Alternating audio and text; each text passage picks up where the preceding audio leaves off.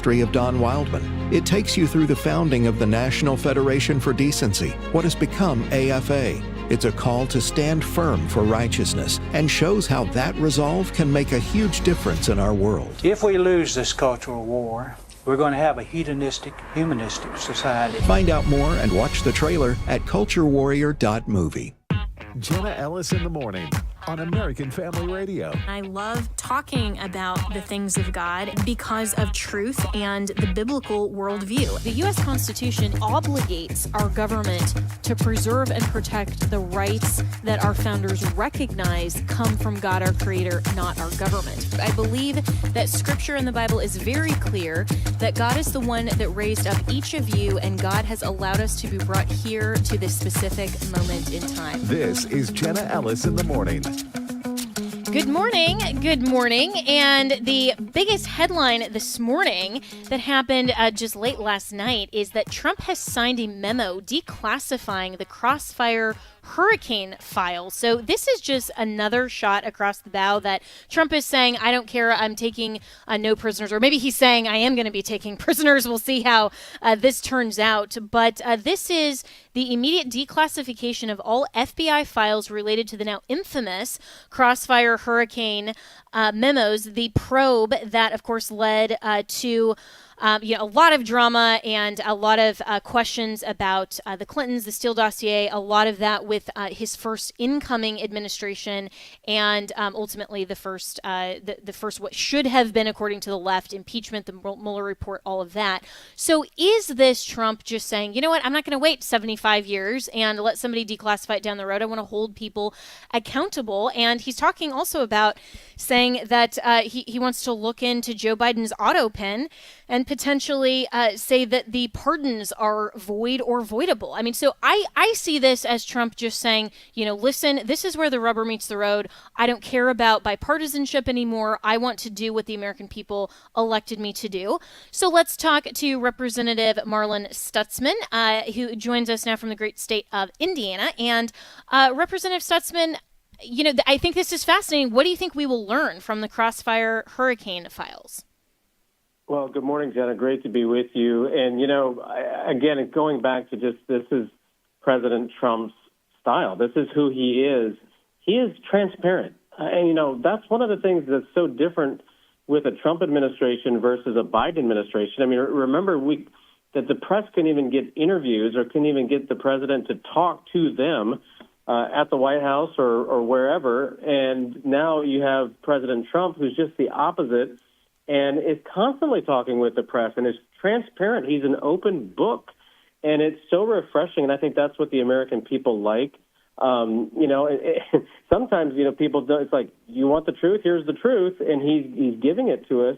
And I think it's a smart move to do it now. Like you said, why wait for 75 years? Let's get to the details now and what actually happened, because after watching what happened in the 2016 presidential race, when, President Trump suggested that there was spying in Trump Tower, everybody's like, oh, that's not actually going on. I mean, who would? Well, then we find out later that was going on. And so let's do it now. And if there's somebody that needs to be held accountable, let's hold people accountable, because why should we wait and let, the time go by where it's pointless anymore? There's a time of accountability, and Trump's doing it, and I love it. Yeah, accountability is so necessary, I think, and for Trump to do that in real time, not be waiting for so long, is, as the Bible rightly describes. I mean, justice needs to be swift in order to be effective, and for too long, the Democrats have gotten away with, well, let's just wait for another news cycle, and then that will be the dustbin of history, or as Hillary Clinton herself famously said, well, at this point, what difference does it make, right? That's not accountability, and that's certainly not how we should hold our elected officials for accountability, but also people who contribute to things like Crossfire Hurricane and like some of these other really, I think, dark moments in America's history, that we want to know the truth and we want to have transparency. And so with Kash Patel and Dan Bongino leading the FBI, Pam Bondi, the DOJ, and then also the investigative powers that the House also has, setting aside the executive and their investigations. With this new revelation, do you anticipate that the House will hold its own inquiries into the Crossfire Hurricane files that will be released? Yeah, I'm sure the House will act on it because, again, it's shining a light on whatever is the situation is better for all of us to know. Like you said, there's plenty of scripture that talks about, shining the light or living in the light is better than darkness. And so the fact that President Trump is willing to release those files is a way for him to say, look, I don't have anything to hide. Nobody should. If you're not doing anything wrong, then you shouldn't have a problem with files being released. That's the way we as Christians should, live every day, is that, we behave and we act according to God's word, but we also behave and act like, I tell my boys this, like you may be running for office someday because you want to live above reproach. And I think that's what President Trump is doing, is pushing these files out, and then Congress has the opportunity to investigate and to, whether it's subpoena witnesses or bring those in for testimony to find out what actually happened, because I just got to believe at some point that there's going to be people that have been told to shush, and now that there's a new sheriff in town and that there's a new day in town, that there might be somebody out there that says, you know what, this isn't what I actually saw behind the scenes, and it should be exposed to the American people, so that way we can learn a lesson from it.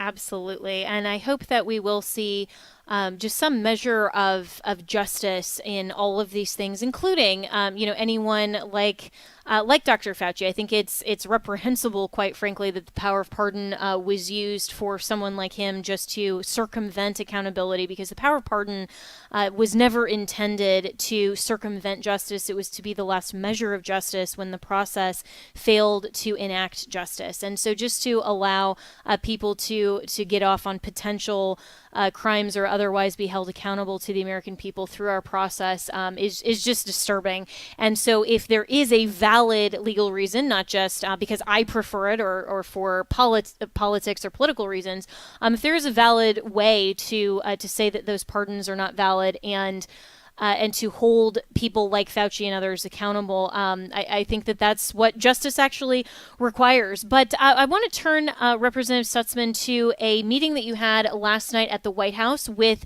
the GOP freshman delegation from Congress. And so you took them to the White House and explained that meeting and that purpose and what unfolded.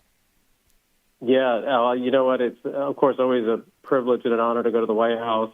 And yes.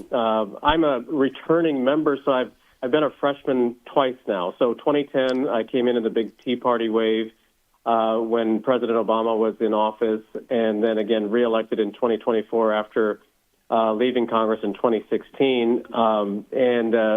It's just an incredible moment, walking into the White House. And, of course, this time it's even more special having President Trump there and, knowing that there's people there that truly want to live, a life that honors our Constitution and that reflects the American values that we have and the Christian Judeo principles that our country was built on.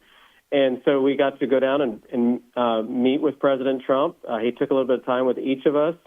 And, I told him, as a returning member who was here before, I'm a budget hawk. I've always fought to, increase our economic activity and grow the economy, but to fight our debt, as Proverbs says, the borrower is the servant to the lender. And so I believe that that's the threat to America is our fiscal situation with debt and deficits.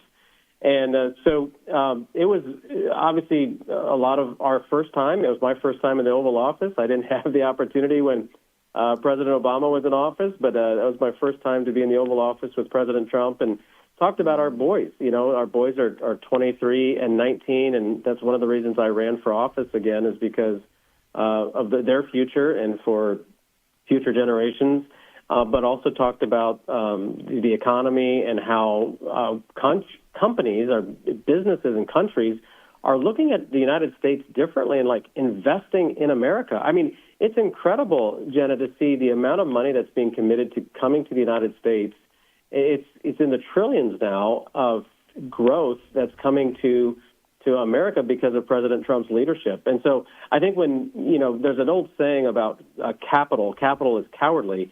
And so it's looking for a safe haven. And so that means people are looking to the United States under Trump's leadership that they can invest their capital in the United States because it's a trustworthy, safe place to grow. And I think we should all be very proud of that fact. And it's going to create jobs and opportunities for Americans across this country in a way that I think is going to be, very just an incredible time in our period. As President Trump likes to talk about the golden era of America, he's making it happen.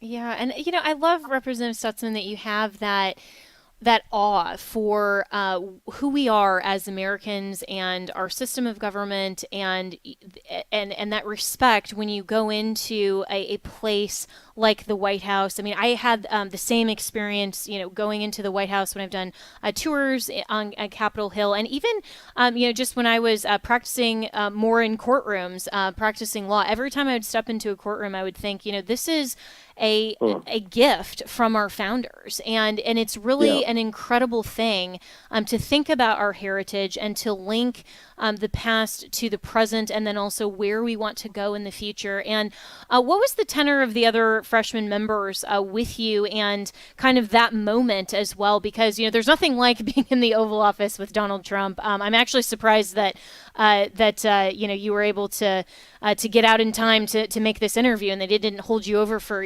17 hours. So. Yeah, no, it was obviously with freshman classmates. It was their first time as well to be there at the Oval Office, and many of them were just kind of that awe of the important decisions that are made right there by the President of the United States.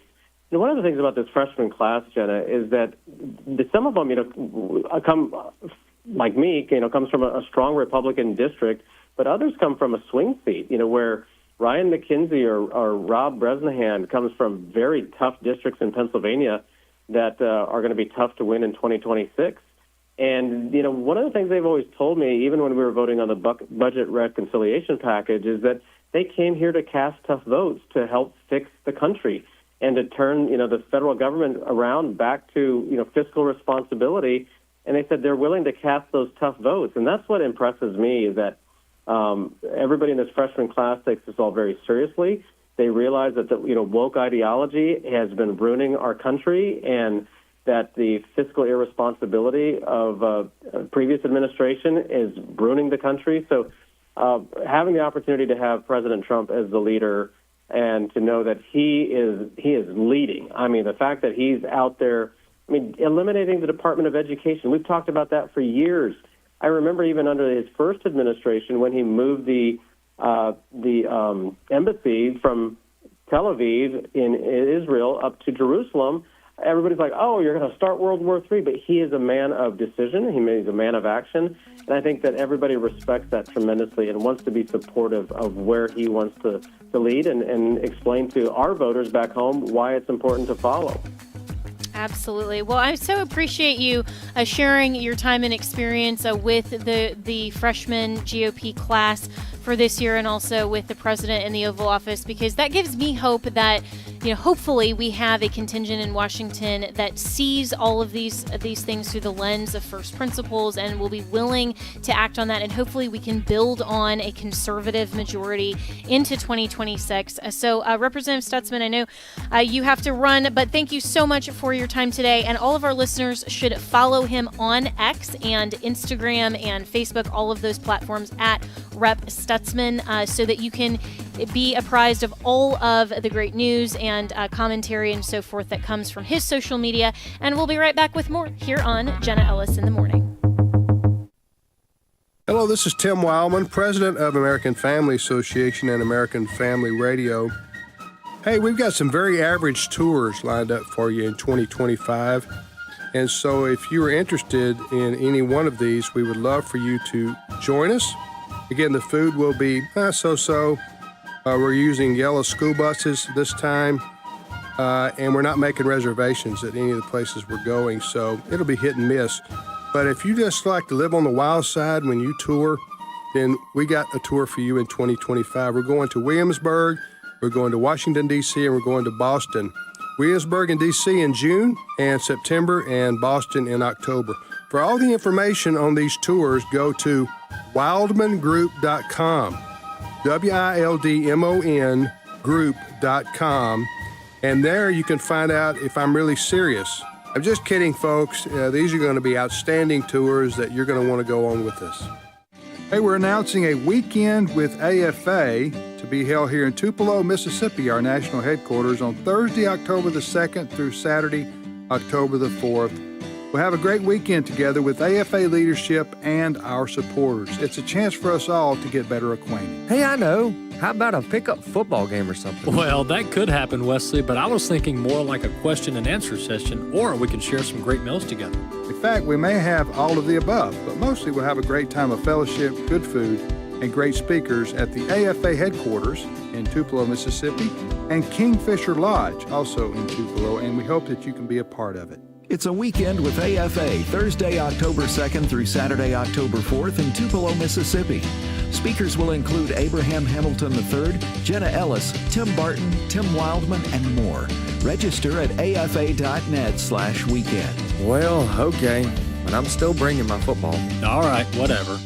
Hello, Americans. I'm Todd Stern. Stand by for news and commentary next. CIA officials celebrated and mocked the death of famed Christian leader Pat Robertson. Robertson ran for the presidency, also founded the powerful Christian Broadcasting Network. He died in 2023.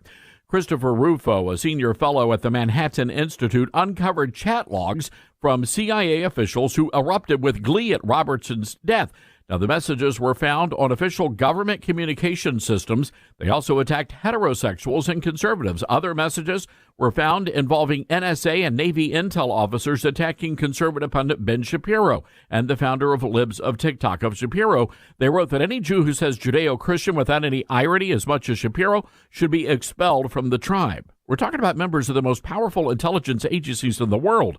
These people must be rooted out, exposed, and removed from the three-letter agencies. We can't have anti-Christians in the government. I'm Todd Starnes.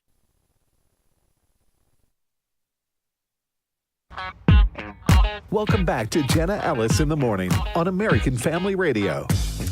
Welcome back. And in case you didn't know, Disney's Snow White has flopped at the box office. And you may not have known because you may not have even been aware that there was this woke movie because nobody went and saw it. And it's absolutely amazing, I think, for the dying woke culture, and it's actually a good lesson for Disney, in my view. Disney should not have tried to make Snow White happen. There were so many controversies leading up to this, including the central figure and the actress that plays Snow White, Rachel Ziegler is her name, and trying to make Snow White, the beloved original Disney princess, into this sort of feminist, and we're going to take away the "Someday My Prince Will Come" anthem, which was beloved by, all princesses and princesses at heart since the original film in something like the 1930s or 40s, and moving forward and making instead a sort of feminist anthem through this. And so what can we learn about woke going broke? Well, let's welcome in Andrew Clavin, who, beyond being one of my very dear friends, which is the most important thing, obviously, that you need to know about Drew, he hails from Hollywood, and that entire scene has the best show on the Daily Wire that you need to listen to, because instead of just political commentary, it's always rooted in philosophy and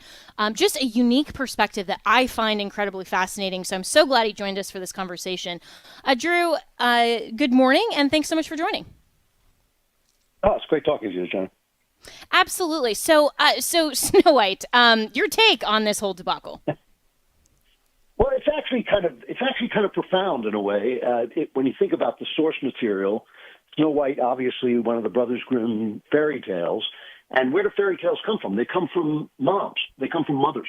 And so this is some 19th century guys, two brothers in the 19th century, collecting from mostly women these tales that they told their kids at bedtime.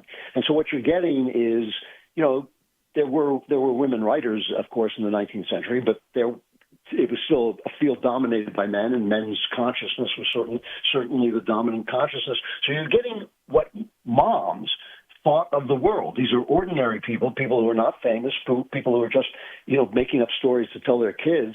And so you're getting something really precious and rare. And yeah, when Walt Disney turned these fairy tales into movies, he softened them. They were much harsher in the original. They were more sexualized in the original.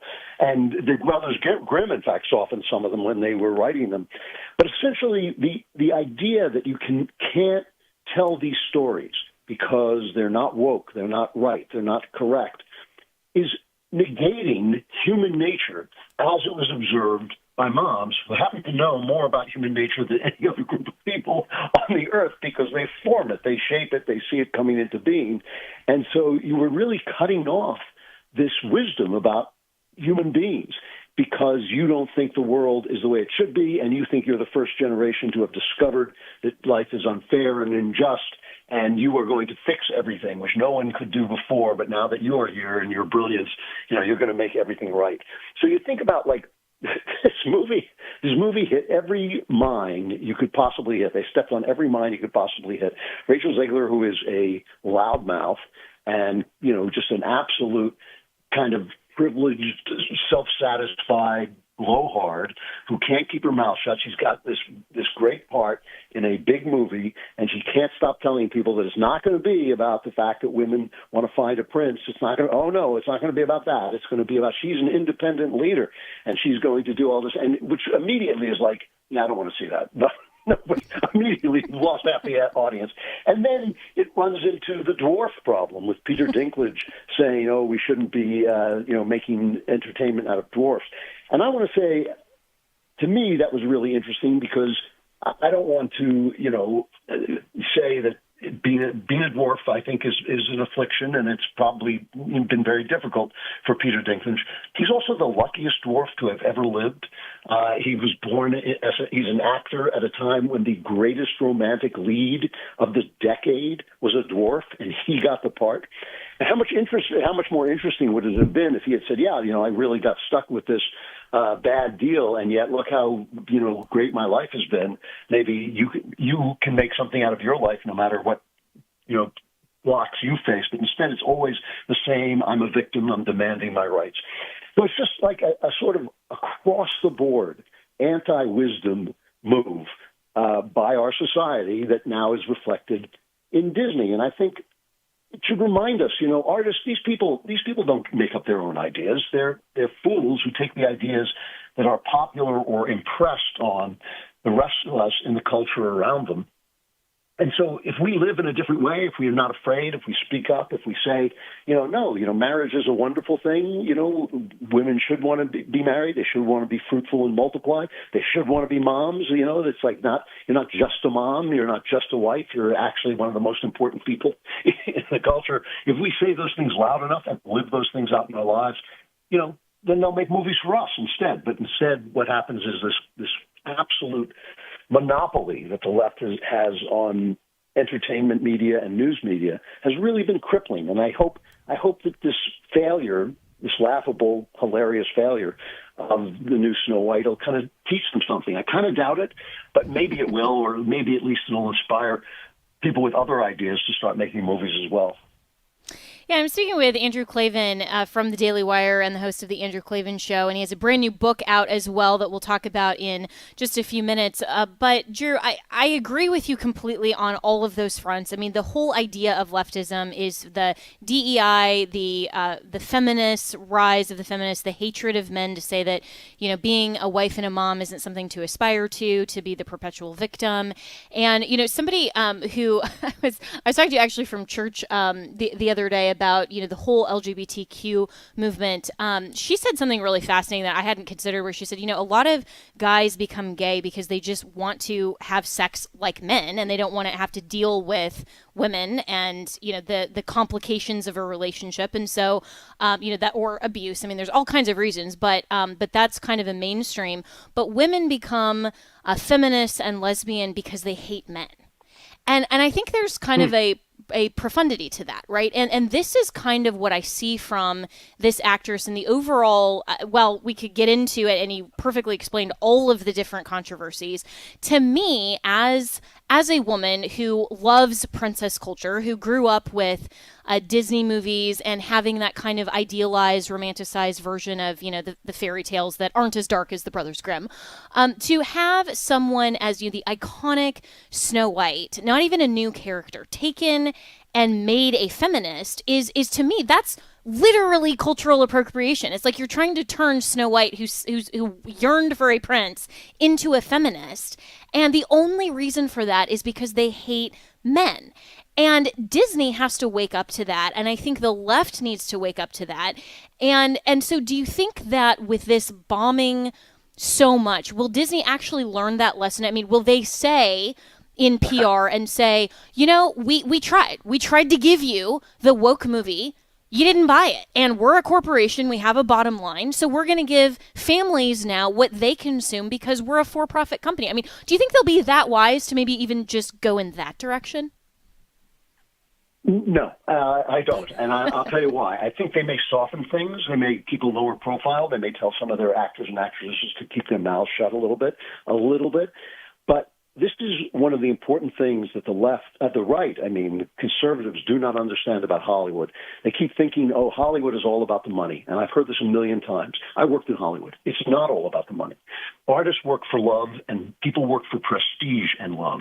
And in Hollywood, you get prestige and love for parading around your leftist virtue.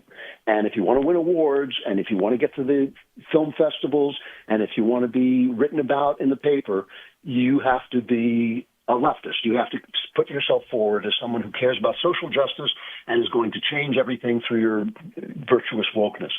And you're in a business where if you want to get an Oscar, if you want to get the girls, if you want to, get press. I mean, think about this. There are incredibly popular television shows, shows on television like Blue Bloods and NCIS that are kind of right-wing. They're some of the most popular shows. They never get written about. Every time, and this is an observation my friend Ben Shapiro has made numerous times, every time there's a conservative character in a show, like in 30 Rock, where they had Alec Baldwin as a kind of conservative character, Parks and Rec, they had a conservative character. He becomes the hero, and they have to start portraying him as evil in order to make him unattractive to people because people identify with him. So it really is a question of prestige and love that is keeping Hollywood in this lane. And what could change, what should change, and what I hope we'll see change, is when conservatives start putting a little bit of money and effort into the arts themselves. Because, look, you can make a movie now that is really viable with a credit card. I mean, and as AI progresses and the video that AI is capable of making progresses, people will be able to make movies almost on their own. I mean, you won't even have to hire actors to do the voices.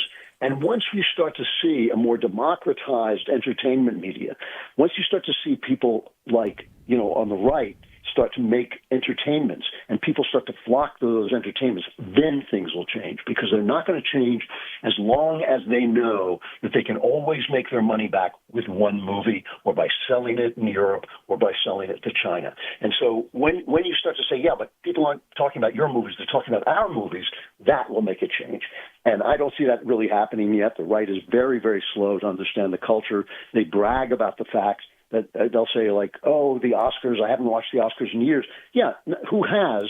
But still, that's a bad thing, not a good thing. We want a vital, vibrant, popular entertainment media, and woke has killed it. Woke has killed the movies. It has hurt TV. I think streaming will come back a little more because there's more money in it. But still, if we don't actually produce things, if people with right-wing ideas don't produce things and don't, actually try to make good entertainment, I don't think that there's enough motivation to make the left change. That's a really great observation. And that boiled down is my big question about boycotts, for example. I mean, do you think that the that Hollywood would have just arrived to this themselves, or did conservatives and Christians and good people in entertainment just leave and then leave it to the left to take over instead of fight for the arts and entertainment in a meaningful way? Yeah, we didn't fight for it at all, and we didn't actually invest in it. I mean, the things that you need to make movies are, you don't just need money and movie studios and a slate. You can't just make a movie. You can't put 20 years into making, a Reagan biopic and think that that's going to change anything. No, you have to make movie after movie after movie, and so you have to write into budgets. You have to write into smaller budgets and all that stuff. But you also need awards. You need magazines that can knowledgeably review movies instead of some guy at a think tank writing an article about a movie. You need somebody who's an actual movie critic to review movies and novels too.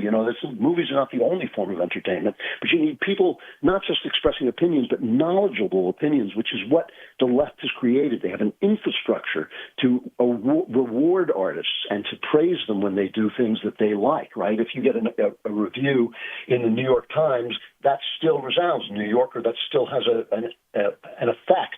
Whereas where have we got any kind of culture except for Christian Toto doing Hollywood and Toto, and good for him, but still, we need like a dozen of those, and we have a think tank on every possible subject except the arts.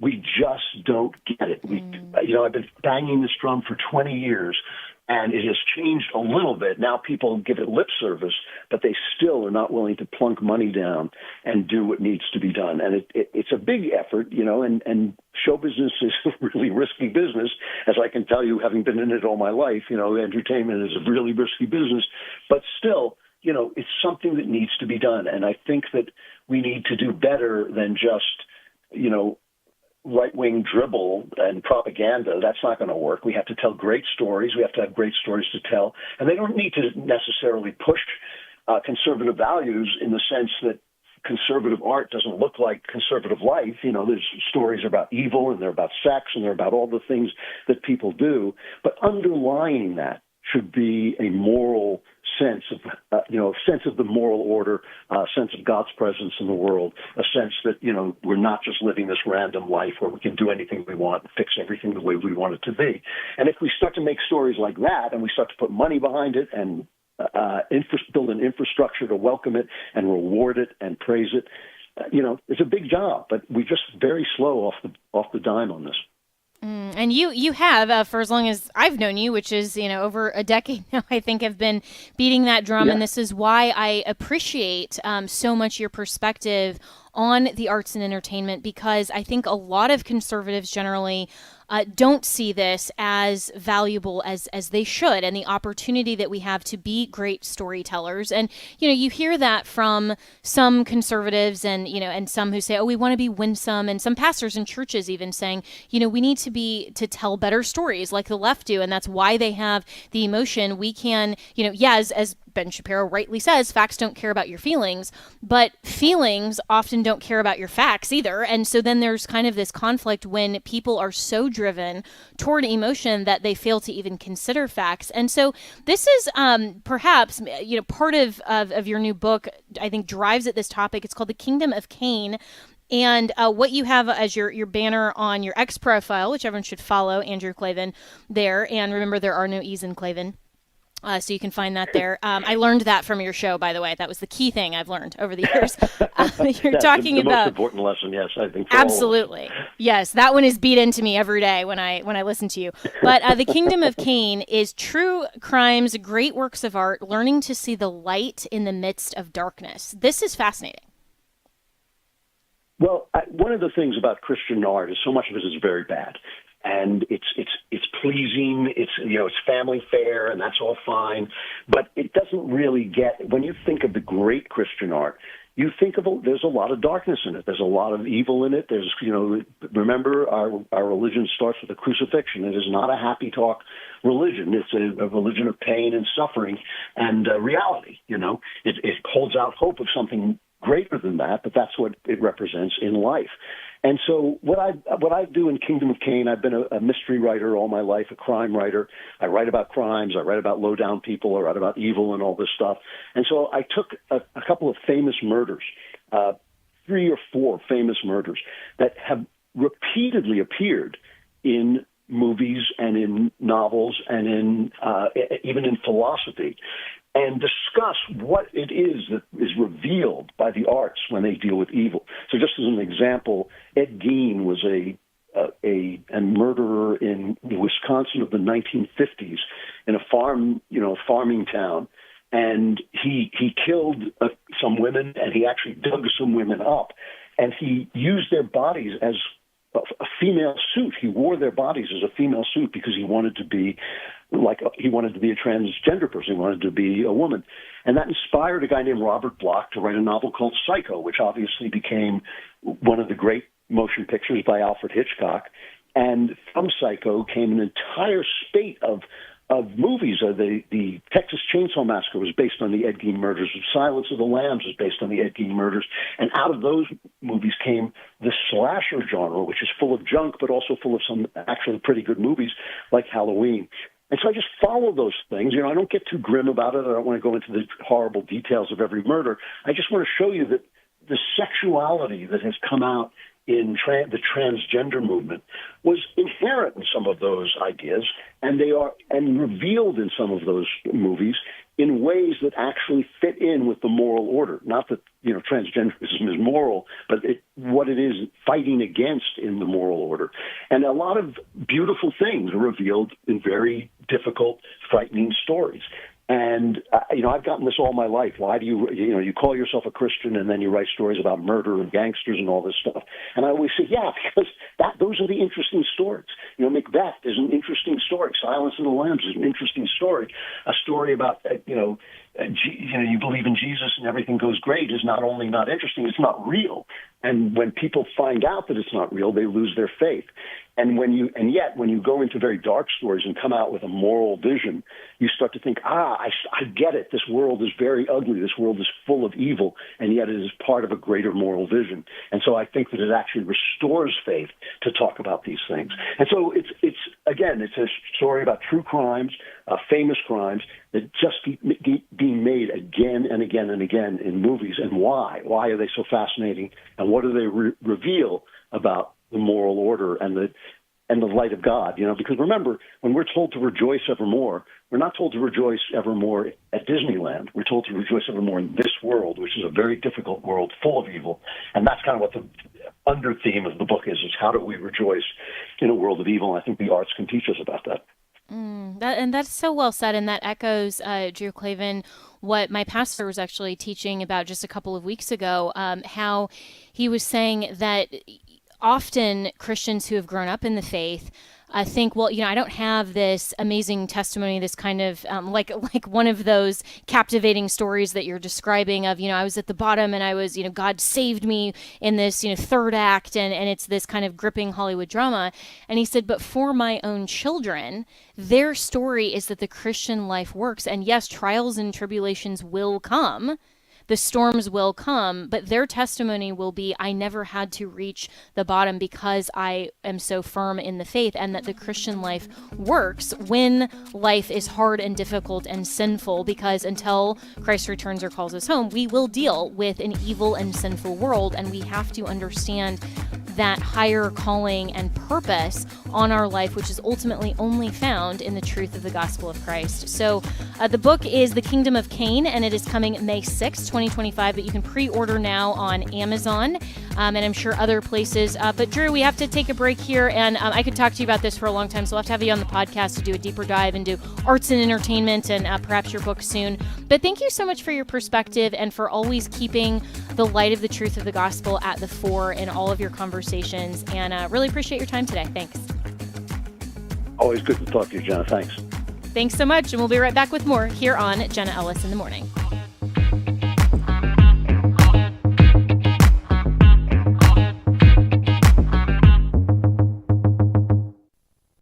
We're going to talk about the further issue, our response, who's behind this. Sandy Rios on Sandy Rios 24/7. Talk is cheap. Honest, insightful. Doing nothing is creating chaos in the world. Danger for America. Sandy Rios informs listeners from a Christian worldview. It's time to act in the polls. Because I have to tell you, most of them are just doing nothing. Listen on the podcast page at afr.net. The Awakening with Bishop E.W. Jackson. We have not been made the greatest nation in the history of mankind by denigrating God. We have become the greatest nation on earth because we are a nation that acknowledged Almighty God to be the source of our values, our rights, our liberties, and that therefore we are accountable to Him. The Awakening on the podcast page at afr.net. Can I tell you about a hero of the faith? Hi, it's Michael Woolworth with Bible League International, and Shadrach is an elder in a shanty church deep in the heart of Zambia, Africa, the country where the famous missionary David Livingstone carried out years of ministry. The church received word that an attack was coming from Islamic extremists, and sure enough it came, and the man Shadrach had a handgun to help protect the congregation. In self-defense, he shot a man, Ishmael, but did not kill him, but instead nursed him back to health, took care of his livestock over many months, and taught his daughter to read and write, and the result is that the family has come to Christ along with 80 former Islamist extremists, but they live where Bibles are almost non-existent. Listen, the gospel's going forth today, and we get to be a part of their story at only $5 a Bible. Will you pray about it and then make your most generous gift by calling 800-YES-WORD. 800-YES-WORD, or visit sendbiblesnow.org. That's sendbiblesnow.org. Activate Summit 2025, June 12th through the 14th. Learn more and register at activate.afa.net/summit. Here's Wesley Wildman. The whole thing's kind of been a dream of mine. Frank Turk will be there. Alex McFarland will be there. We use the word activism here at AFA, but really it's discipleship. It's living out of God's Word. We'll even activate your kids. Here's Kendra White. So the world is going to try to convince your kids that they can't trust the Bible. Well, Activate Kids covers the same kind of worldview training that the adults are doing, but in a kid-friendly, kid-appropriate way. And it's going to be super fun. Activate Summit 2025 will take place June 12th through the 14th at Cadence Bank Conference Center in Tupelo, Mississippi. Get special ticket pricing now through April 18th. We need to speak about God's absolute truth in a world where truth has become relative. Register at activate.afa.net/summit. Welcome back to Jenna Ellis in the Morning on American Family Radio. Welcome back. Well, Mike Huckabee vows to carry out Trump's Israel policies in protest-ridden confirmation hearing. This is the headline from All Israel News with respect to the former Arkansas governor's hearing yesterday in front of the Senate as President Donald Trump's nominee for ambassador to Israel. So really, what is the controversy over this, and how should Christians respond? Joining me now is my very dear friend, Pastor Jack Hibbs from Calvary Chapel, Chino Hills. So, Pastor Jack, I think this is an important confirmation and an important nominee, and I fully support Governor Huckabee, but it was really interesting to see how the left in yesterday's hearing was just, I think, trying to throw shade wherever they could and in a way that didn't really land or stick. But what do you make of this whole controversy and where Christians should be viewing the United States' relations with Israel? Jenna, first of all, thanks for having me. I have got to just use one word to get us started, and that is exposure. I think that's what's going on. I don't think we can deny it, and it's beautiful. Exposure. What do I mean by that? Who's upset with President Trump's appointment of Mike Huckabee? You can know a lot about someone by who hates them. And so you look at the entire Democrat Party. This cannot happen in their worldview. Mike Huckabee loves Jesus too much, loves the Bible, and is concerned for Israel. The Council for American Islamic Relations, Huckabee cannot be confirmed. This is unacceptable because he loves Israel and he loves the Bible. Look at the Muslim Brotherhood. They're furious right now, Jenna, over the thought of Mike Huckabee being the ambassador to Israel. You go down that list, and you can know a lot about somebody by whose enemies they have surrounding them. And Huckabee is despised by those who detest the Bible. They can't stand Israel. And this is very telling, Jenna, because it's exposing the fact that, number one, Trump has literally appointed the most Bible-believing, born-again Christ-worshiping, loving, Israel-loving ambassador that this nation has ever seen, ever. And so that just can't go by the woke, anti-Semitic group without a protest. And so we're going to hear more of it, Jenna. We're going to see all this. Can I say it this way so early in the morning? We're going to see all this pus and decay and rot rise to the top and being displayed on our TV screens. And just know this. These people are being exposed, much like those who, regarding Doge, are freaking out. There's something wrong if you are very, very upset because an ambassador to Israel loves Israel, for crying out loud. Mike Huckabee does not represent the Palestinians. He doesn't represent the Canadians. He's not representing the Peruvians. He's to go and represent the United States to Israel, and he's a perfect fit. So well said on exposure. And one of the things that I so appreciate about this whole era of Trump in politics is that, for everything else that anyone could legitimately criticize, he is forcing people and politicians, and especially the swamp, to stand and declare what they really think. They can't hide behind a lot of their former rhetoric and some of these other kind of special interests or just other things that they try to object to.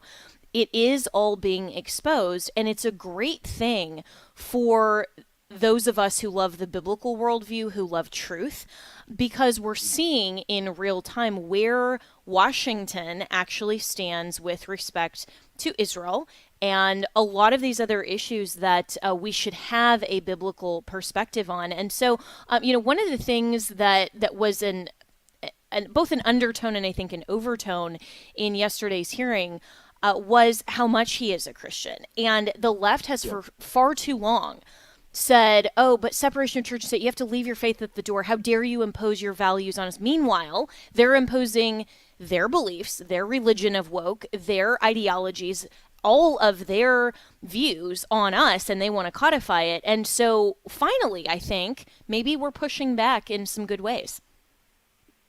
Well, listen, you hit the nail on the head. Here's the funny thing, and I hope all of your listeners get this. Isn't it interesting that when 50 protesters for, say, Palestinian issues or Muslim issues show up, boy, all the cameras are there, and it gets national or international news. And then there's that silent majority that was referred to decades ago that if they show up en masse, it's barely covered at all. And why am I bringing this up? California is a great example. What's happening in California is that good people are getting engaged and involved, and what's happening is we're speaking up for what is righteous, for what is good and virtuous. It's not popular to carry that on the mainstream media, but the groundswell of common sense in California is soon going to be seen by the nation and the world. Translate that into what's going on with Governor Huckabee. The fact that he is the right man for the job sends the message to the woke ideology, the pro-Muslim group, anti-Israel group. We cannot have this. We can't have this happen because our march, our movement, is to Islamicize America. I forget, Jenna, there's a town in New Jersey that just became a total Muslim city council, and they quickly implemented parts of Sharia law in New Jersey. Listen, if they have the chance, they're going to do what their religious worldview is. But if we stand up in our own nation, a nation founded upon Judeo-Christian worldview values, they throw a fit. Frankly, they're in the wrong country. They need to move to Pakistan. They need to move to Saudi Arabia. America is not the country that a Muslim who wants to have a Sharia law Islamic nation. This is the wrong country. And all of this, it's not just about Huckabee. It's them being passionate enough for their worldview to expose themselves that we cannot stand to acknowledge the nation of Israel. Because if anybody knows Islam, Israel cannot exist if Islam is going to advance. This is fundamental Islamic apologetic that Israel must be destroyed. And frankly, what's happening in America right now is a beautiful reformation in our politics. But I pray, Jenna, I know you do too, we need to see a revival among the church to understand, wait a minute, America is a nation founded upon the Scriptures, because we read our Pilgrim Fathers, we read our Founding Fathers, and they used the Bible for the argument to come here and create a nation under God. It's that simple. Mm-hmm. And you have been educating people and encouraging them in that view even longer than I have. And this is exactly why 10 years ago, now I can't believe it's been that long, I wrote my book, The Legal Basis for a Moral Constitution, to provide passionate patriots with the tools and the arguments that they need for exactly that, because we have been sold a bill of goods, and we have, unfortunately, we the church largely have bought into the separation of church and state, and this whole idea that politics is morally neutral or apolitical, and that somehow we have to leave our faith at the door and we can't advocate for a Judeo-Christian founding, or it doesn't apply today, or it's social contract theory, and we can all collectively determine now in 2025 what we want the difference between right and wrong to be. I mean, all of those lies. And if we would just understand, Pastor Jack, that our Constitution requires a moral, biblical basis, and that our leaders in every government office, from the White House all the way down to dog catcher, actually requires a biblical worldview ethic in order to be legitimate, and the only interpretation of our Constitution must conform with biblical morality, then we are starting off the argument from a much stronger position, because it's not, should you believe in the Bible, it's, this is the way that our country was founded, and if you want to have an amoral society, you're right, then go to Pakistan, go elsewhere. But in America, we recognize that our rights are pre-political, they come from God, our Creator, and the sole purpose of government is to preserve and protect those rights that come from Him in conformance and respect to and recognition of natural law. But for too long, Christians have conceded all of this, and then we're arguing, and it's like we have to evangelize first, and first you have to believe in God before you believe in the laws of nature. That's absurd. That's like saying first you have to become a scientist in order to believe in gravity. Well, Jenna, first of all, if people out there right now listening have not read your book, they've got to read your book, because you just tore a couple of pages right out of your book and said it perfectly well. Here's the deal. I want to say this. Why? Why is there a prevailing view among the status quo? You got to have a separation of church and state. Pastors can't speak up, and Christians shouldn't vote. Why does this happen? Answer: because pastors have failed to recognize the religious, spiritual founding of America. If they just studied the great Puritan preachers, if they listened to Jonathan Edwards, if they would read their writings, their sermons are available. I own hundreds of them. If these pastors would just do that, they would find out, oh my gosh, I'm in a country where I am not only have the freedom to preach and to teach the Bible, but I'm also called upon to be the moral conscience, the trumpet to the leadership of this nation. Every pastor in every town, hamlet, and city is to be ordained by God to hold the authorities accountable to God in this republic. It's what made American exceptionalism what it is. When you go back to our nation's founding, from Massachusetts, from Plymouth onward, everything was about the church being the epicenter of the conscience of the community. And from that came the liberation of the blacks, the fight for liberties and freedoms, to break yoke with the King of England, to establish our own government under God. No other nation has ever embarked upon that experiment but America. So, Jenna, bottom line, I hold pastors responsible for allowing their congregations to entertain this wrong narrative that we've got to be silent, we shouldn't get involved, we shouldn't stand up for righteousness. We should just show up on Sunday and pay our tithes and then go be silent for 6 days of the week. No way. That is not Christianity. We are to shine the light of the gospel everywhere. Amen and amen. Let's have the church be the epicenter of culture again. Make church great again. That's what we're doing, Pastor Jack. Thanks so much. You can always reach me and my team, Jenna, at afr.net.